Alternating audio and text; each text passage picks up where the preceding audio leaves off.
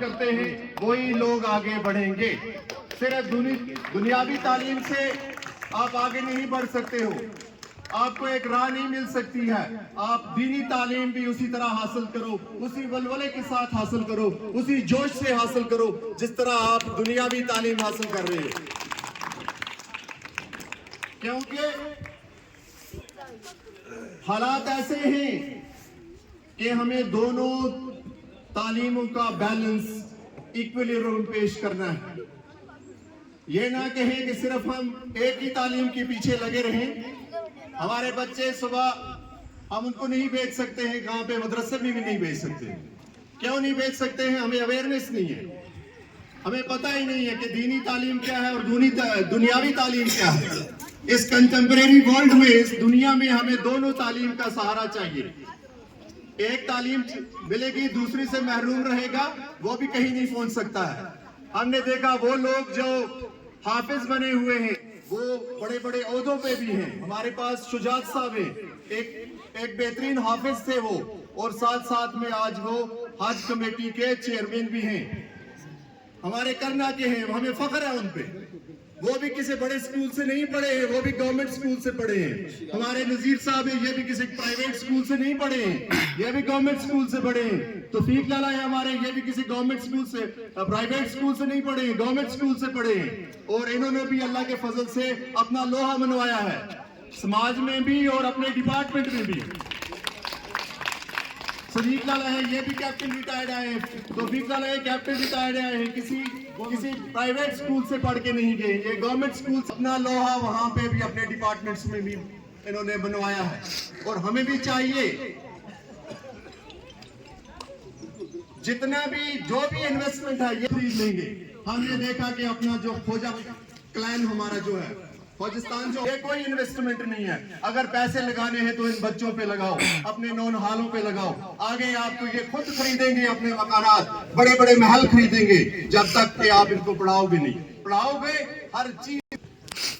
ہم کیا کرتے ہیں, صرف مکانوں کے پیچھے لگے ہوئے ہیں, دکانوں کے پیچھے. وہ ہمارا روزگار ہے, اس میں کوئی شک نہیں ہے, لیکن ہمیں انویسٹمنٹ کرنی ہے تو صحیح جو انویسٹمنٹ ہے ان بچوں پہ. اگر آپ 100 روپیہ کماتے ہو, مجھے لگتا ہے 80 روپیہ ان پہ لگاؤ آپ, کیونکہ تعلیم بھی مفت میں نہیں ملتی ہے. سب سے مہنگی چیز جو ہے وہ تعلیم ہے. تعلیم آپ کسی کے پاس بھیجو گے تو پیسے دینے, اسکول میں بھیجتے ہو تو اس پہ یہ بھی آپ کو کیا دینی ہے, ٹیوشن فی دینی ہے, پیسے دینے ہیں. مطلب اگر ایک آدمی 500 روپیہ کماتا ہے دن کو, اور اس کے مہینے کی 4 بچے ہیں, 4 بچوں کی فی دینی ہے, 4000 بنتا ہے, تو اس سے بہتر آپ وہ کیوں ہمارے پاس کیوں نہ بھیجے. یہاں پہ ہر چیز فری ہے, کھانا پینا لگانا سب کچھ فری ہے. فری ہونے کے باوجود بھی کیوں لوگ نہیں آتے ہیں ہمارے پاس؟ کیا ہم میں کمی ہے؟ اگر ہم میں کمی ہے تو بتائیں ہمیں, ہم اس چیز کو تسلیم کرنے کے لیے تیار ہیں اور اس چیز کو ریکٹیفائی کرنے کے لیے بھی تیار ہیں. آئے, سامنے آئے, لیکن ہمیں آپ کا تعاون چاہیے, کیونکہ یہ انرولمنٹ ڈرائیو یہاں سے شروع ہوگی آج. اور انرولمنٹ ڈرائیو کا مطلب ہے کہ ہمیں پرائیویٹ سکولز کے بچے چاہیے, اور یہ آپ کے تعاون سے آئیں گے.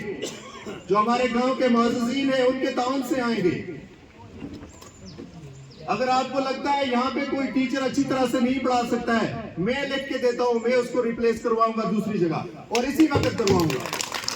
میں شوق سے اپنے سکول میں آیا ہوں, ورنہ مجھے سکول ہائر سیکنڈری میں لیا جاتا ہے, ہائی سکول میں لیا جاتا ہے. جب پچھلی سال لالا گئے, انہوں نے کہا کہ آپ کو جانا پڑے گا. میں نے کہا شکر اللہ کا آپ میرے پیچھے آئے, میں تو خود جا رہا تھا.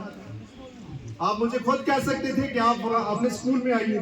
مجھے تو شوق ہے اپنے لوگوں کو پڑھانے کی, مجھے کیا ضرورت ہے دوسرے گاؤں میں جاؤں گا اور یہاں سے 2 کلومیٹر 3 کلومیٹر جا کے وہاں پہ پڑھاؤں گا. میں اپنے سکول میں کیوں نہیں پڑھاؤں گا؟ گھر سے 2 منٹ لگتے ہیں, یہاں پہ آ جاتا ہوں. شام کو بھی 3:30 بجے نکلیں گے, ہم 4 بجے نکلیں گے, ہمیں کیا ہے. میں ان کا بھی شکر گزار ہوں کہ یہ میرے پیچھے, ہاں اس میں کوئی شک نہیں ہے, اس کا مطلب ہے مجھ میں کچھ تھا تب یہ میرے پیچھے گئے. یہ دوسرے ٹیچرز کے پاس کیوں نہیں؟ یہ بھی ایک سوچنے والی بات ہے نا, کہ باقی بھی ہمارے جو گاؤں کے بہترین ٹیچرز ہیں, گاؤں والوں کا تھوڑا, کیونکہ ہمیں وہ اس طرح کی عزت دیتے نہیں ہیں. क्यों नहीं देते हैं? जब तक कि उनके अंदर अवेयरनेस नहीं है। अवेयरनेस की कमी है तभी हमें वो उनकी इज्जत नहीं मिलती। पहले जमाने में हमारे गांव में 2-3 टीचर्स हुआ करते थे और मेरे वालिद साहब भी टीचर्स थे, लेकिन उनको जो इज्जत मिलती थी वो आज हमें नहीं मिलती। उसका फुकदान क्यों है? हम चाहते हैं कि वो जो पहले वाली इज्जत थी, एहतराम था, वो हमें दोबारा दीजिए।